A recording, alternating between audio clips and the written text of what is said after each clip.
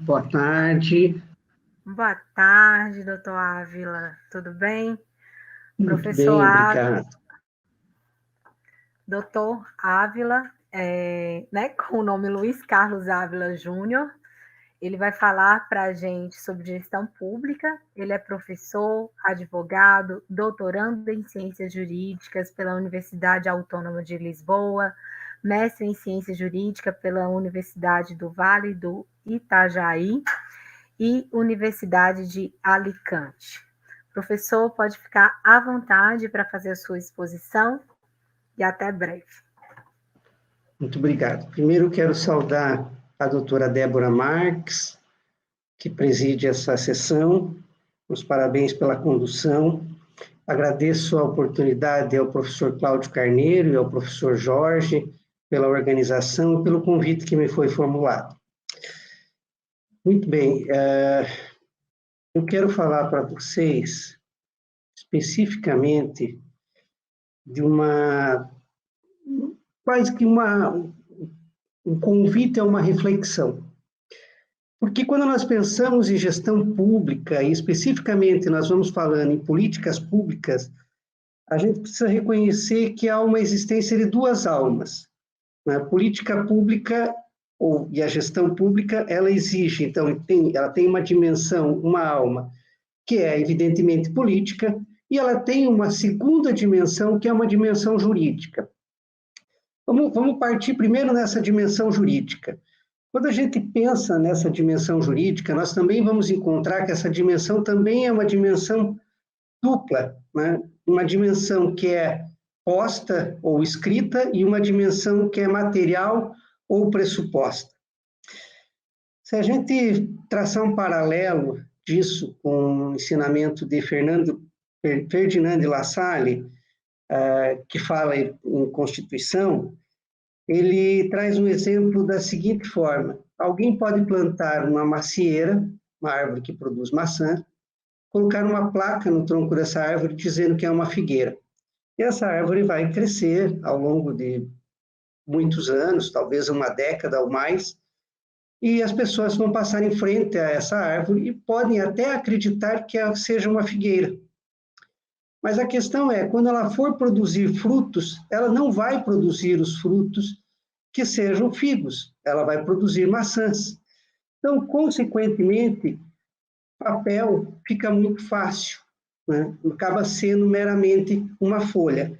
Isso quer dizer que, quando nós pensamos em gestão pública, em políticas públicas, apenas como postas, como escritas, então, como poderes constituídos, de um certo sentido, nós acabamos isolando toda a dimensão utópica e transformadora do âmbito das políticas públicas que detém, nesse âmbito que é da dimensão jurídica. Porque a dimensão jurídica, ela é a dimensão utópica, né? Não utópica no sentido de sonhadora, mas no sentido de utopismo, de objetivo, de propósito, de necessidade de transformação, de melhoria. E é claro que quando a gente pensa nisso, nós vamos convergir para um outro ponto, que são duas outras exigências. A primeira exigência da população, dos cidadãos, então, em pensar em efetividade. E uma segunda exigência, que são novos direitos que surgem, novas necessidades que a sociedade apresenta, novos grupos vulneráveis que se apresentam, novas minorias que precisam ser tuteladas. Isso deságua especificamente em um poder, que é o poder judiciário.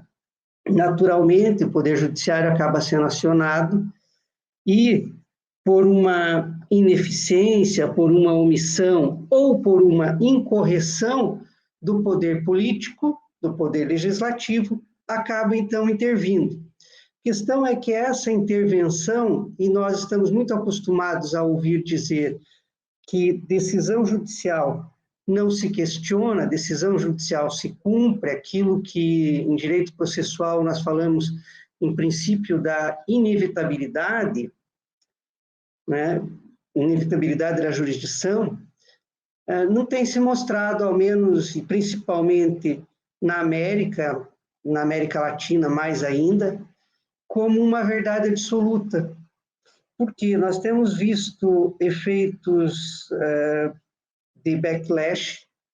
E o que é o backlash? Backlash é uma reação contra uma decisão, no caso judicial, que se adota num viés político.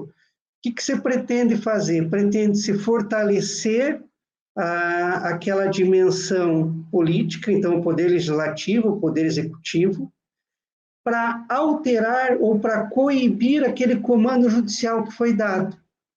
E aí nós acabamos entrando numa espécie de círculo vicioso, né? Especificamente na questão das políticas públicas, porque o Poder Judiciário vai e determina a tutela de um determinado grupo vulnerável, né? Esse grupo é acolhido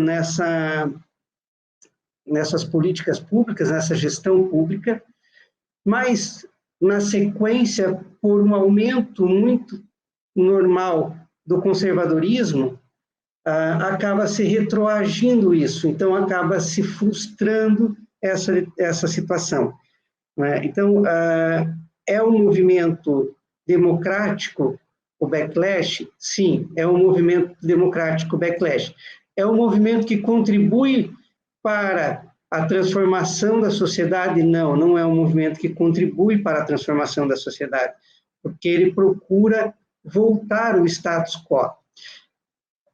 Há, claro, um efeito de mobilização, nós podemos pensar, que ocorre também com relação a esse backlash, que são as movimentações sociais, então, retornando ao Poder Judiciário, para que ele volte a aplicar isso, que aquele pressuposto, a dimensão material da política pública, do ordenamento jurídico, né, da ordem jurídica daquele país.